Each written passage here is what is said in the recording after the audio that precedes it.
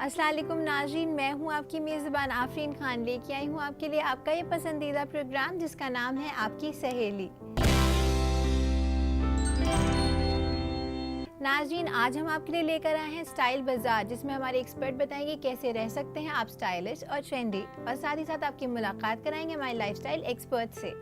इससे पहले शुरुआत करें आज के इस एपिसोड की, चलिए देखते हैं इसकी एक छोटी सी झलक। आज हम लोग बात करने जा रहे हैं अनारकली सिल्हूएट्स की। आजकल फैशन में है और आप जिसे भी देखें वो अनारकली का ही कोई सूट पहना होता है। हमेशा कोई आदमी हमेशा ही तो कामयाब नहीं होता, पहली बार में हो जाएगा, ये भी पीछे अगली बार हो जाएगा। अपने आप ही को समझाना पड़ता है और फिर अपना ही काउंसलिंग करके हम इस चीज से आगे बढ़ जाते हैं। तो नाज़रीन, चलिए बढ़ते हैं हमारे पहले सेगमेंट की तरफ, जिसका नाम है स्टाइल बाजार, जिसमें हमारे एक्सपर्ट कोशिश करते हैं कि आपको बना सके वो एकदम स्टाइलिश और ट्रेंडी। तो चलिए देखते हैं इस सेगमेंट में क्या है आपके लिए खास।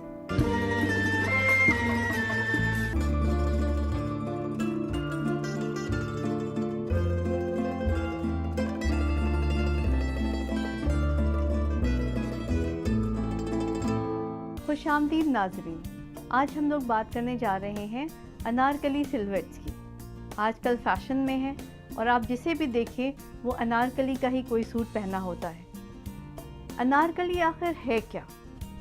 अनारकली का नाम आया है अनारकली, जो मुग़ल बादशाह के दरबार में थी, वहीं से, क्योंकि ये मुग़ल ज़माने की एक सिल्हूएट है जिसमें बहुत घेरदार कुर्ते पहने जाते थे और बहुत सी कलियाँ होती थी उसमें, तो वहीं से ये अनारकली नाम आ गया। और आजकल कंटेम्प्रेरी दौर में हम ऐसे कुर्तों को अनारकली कहने लगे जिसमें बहुत घेर होता है। तो हम आज आपको दिखाएंगे कि कितनी तरह के अनारकली सूट्स हो सकते हैं और आपकी बॉडी के टाइप पे कौन सा अनारकली सूट आपके ऊपर ज़्यादा अच्छा लगेगा।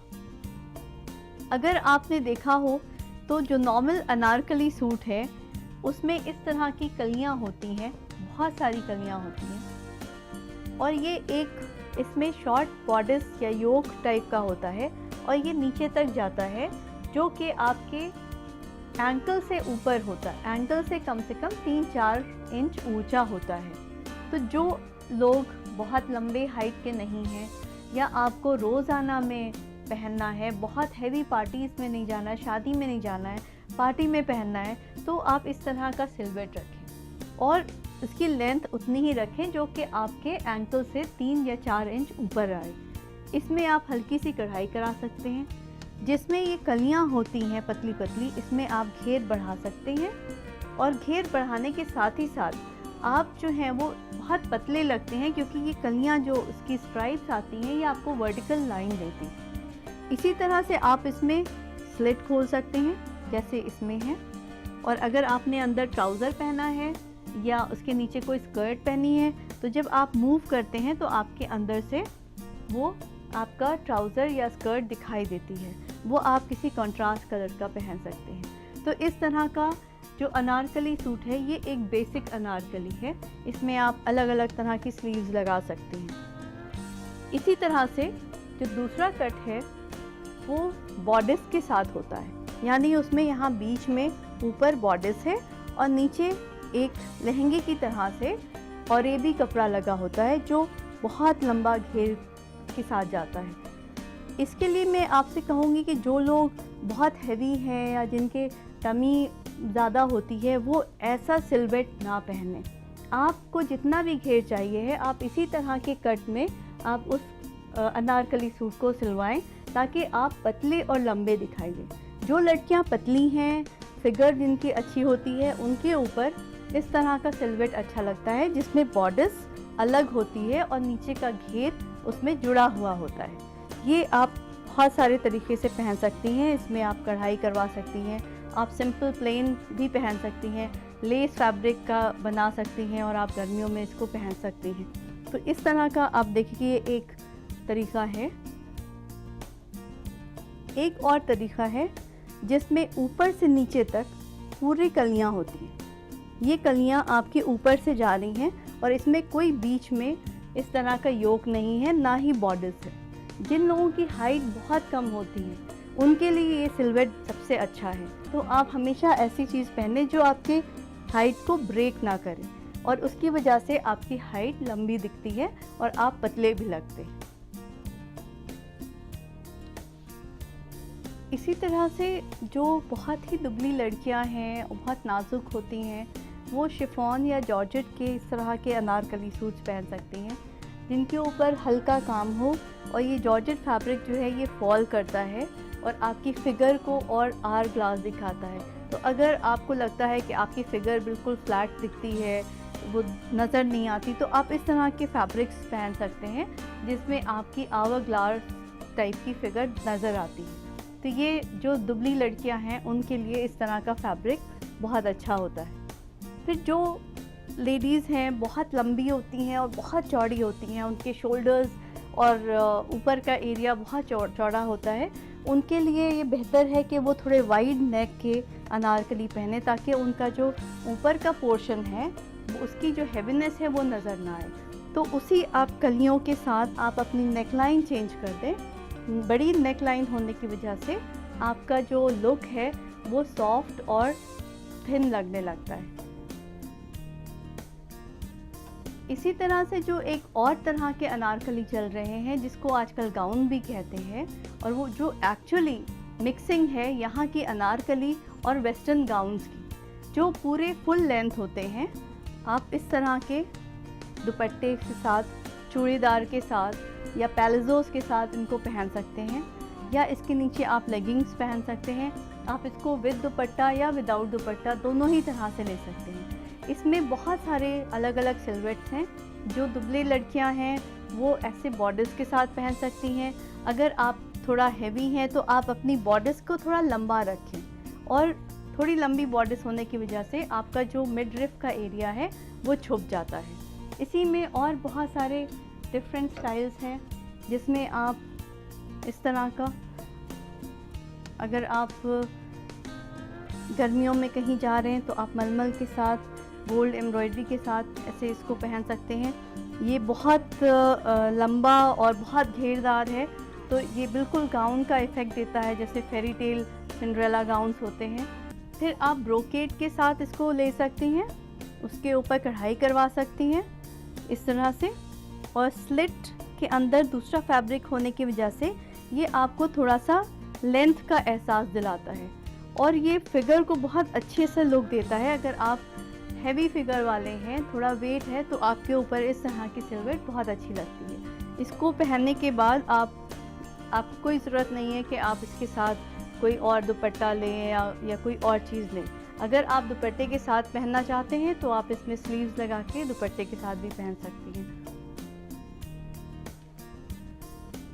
इसी तरह से अगर आपको एक्सपेरिमेंट करने का शौक़ है और आप यंग हैं तो आप इस तरह के सिलवेट्स भी पहन सकते हैं जिसमें लेयरिंग है, कई लेयर्स में टियर्स दिए हुए हैं, और ये वेस्टर्न गाउन का लुक ज़्यादा देता है।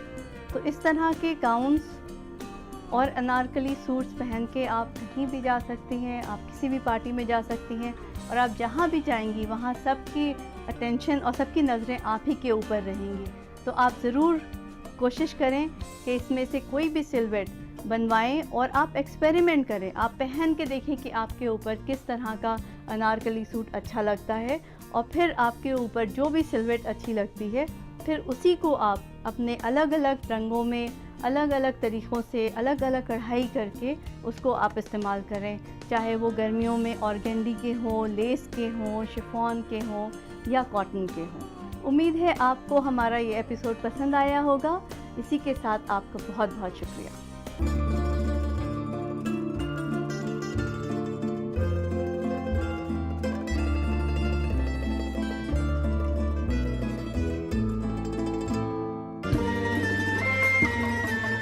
तो नाज़रीन, देखा आपने, इन छोटी छोटी बातों का ख्याल रख के आप भी एनहांस कर सकते हैं अपने स्टाइल क्वोशंट को। इसी के साथ नाज़रीन मैं आपको याद दिला दूं, अगर आपके भी हैं कोई भी सवाल जिनके जवाब चाहते हैं आप हमारे एक्सपर्ट से या देना चाहते हैं हमें अपना बेशकीमती फीडबैक, तो आप हमें मेल कर सकते हैं। और हाँ नाज़रीन, अपने सवाल आप हम तक पहुंचा सकते हैं फेसबुक के जरिए भी। हमारा ईमेल आईडी है aks@etv.co.in। नाज़रीन इसी के साथ वक्त हो चुका है एक छोटे से वक्फे का, मगर वक्फे के बाद हम आपकी मुलाकात कराएंगे हमारे लाइफस्टाइल एक्सपर्ट से। तो कहीं मत जाइएगा, देखते रहिएगा आपकी सहेली।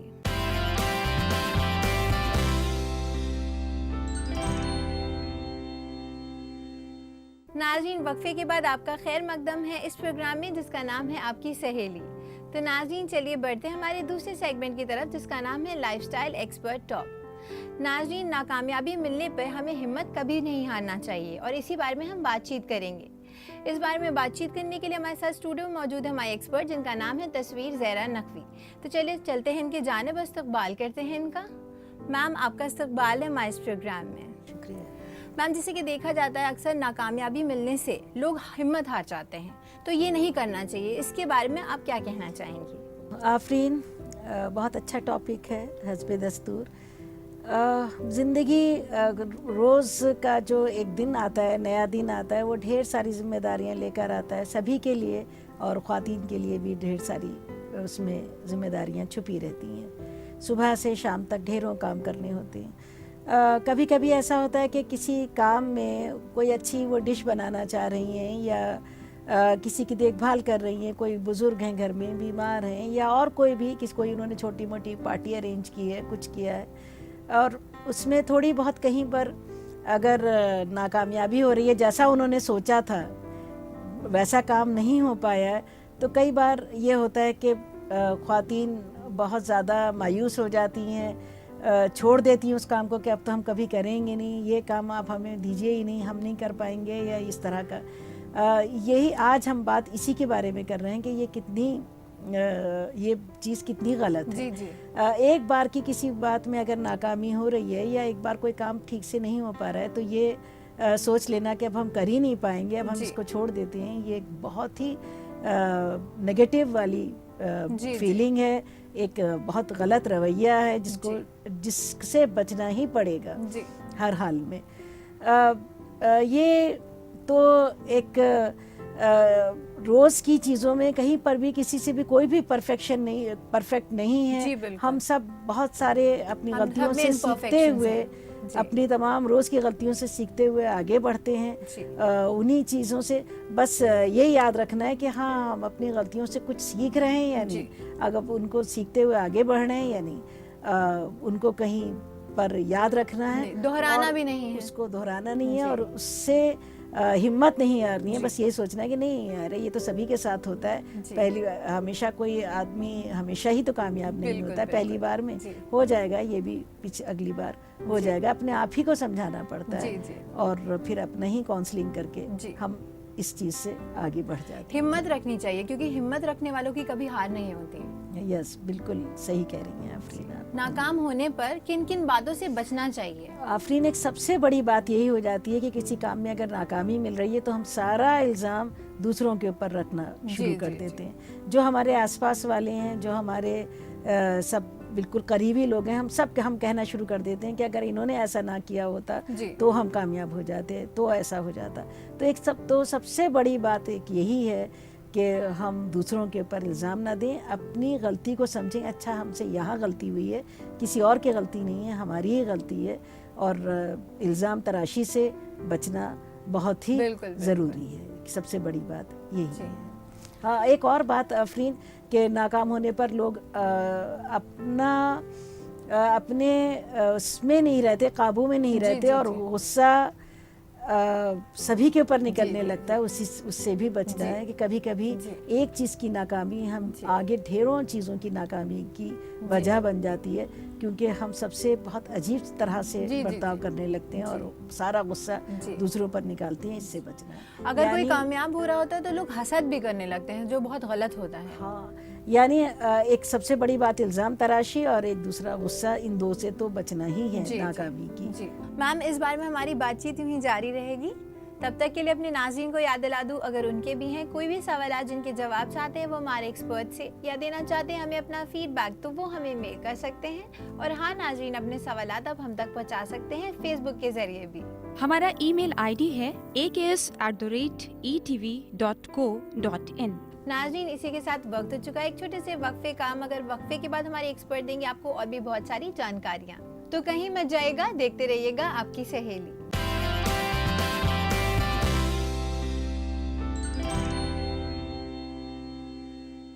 नाज़रीन, वक्फे के बाद एक बार फिर से आपका खैर मकदम है इस प्रोग्राम में जिसका नाम है आपकी सहेली।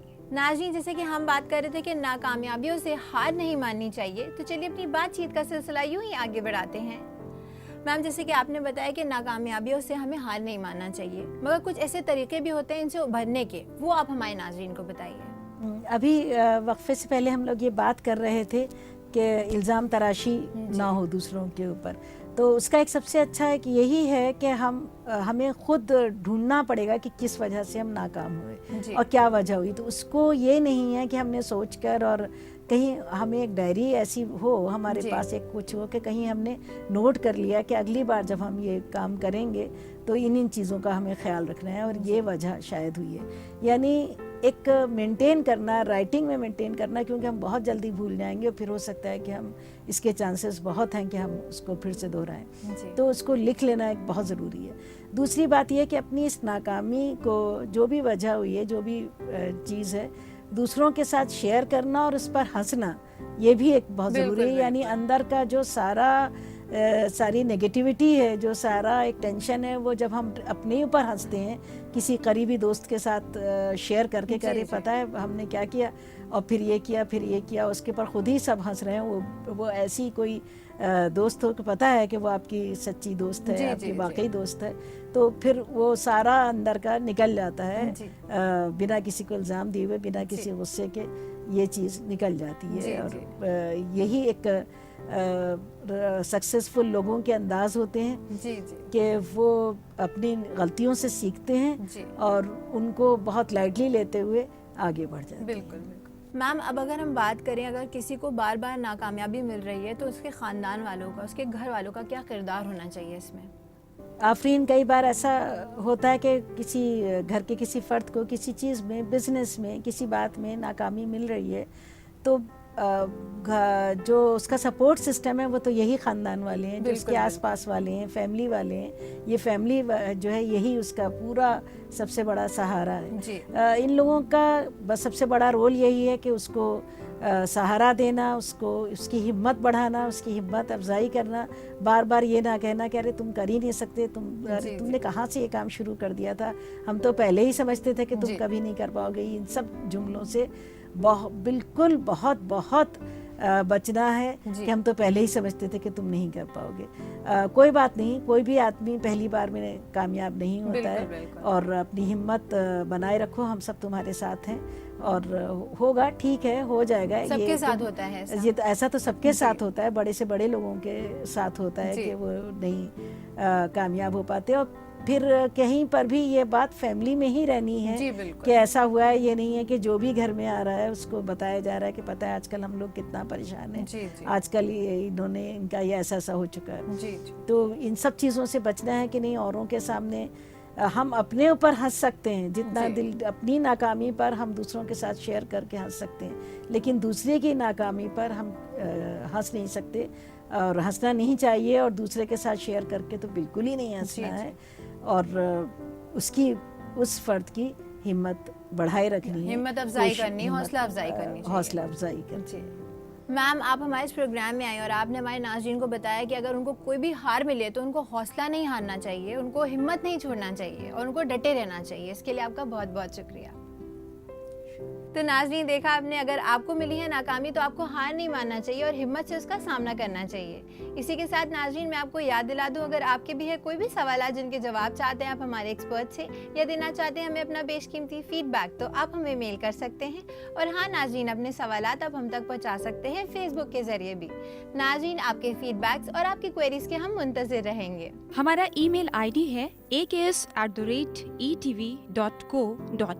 तो नाज़रीन, इसी के साथ मैं आपको याद दिला दूं कि अब वक्त हो चुका है हम अपने प्रोग्राम को यहीं ख़त्म करें, लेकिन होगी आपसे फिर मुलाकात बहुत सारी नई जानकारियों के साथ। तब तक के लिए रखिए अपना ख्याल और हमारी पूरी टीम को दीजिए इजाज़त। खुदा हाफिज़।